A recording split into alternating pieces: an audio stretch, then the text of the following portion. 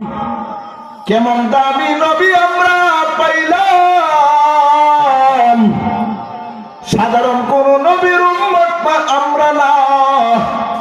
বিশাল এক নবী, এমন এক দামি নবী আল্লাহ আমাদেরকে দিলেন। আমাদের ভাগ্যটা বড় ভালো, আমাদের ভাগ্যটা বড় ভালো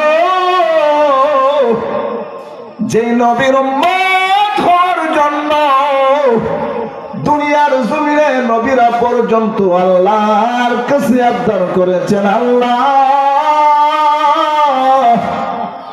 ও আল্লাহ,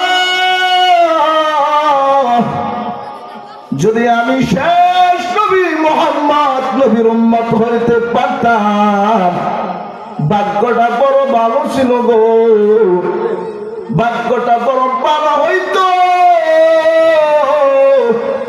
যদি নবী মুহাম্মাদের উম্মত হইতে পারতাম।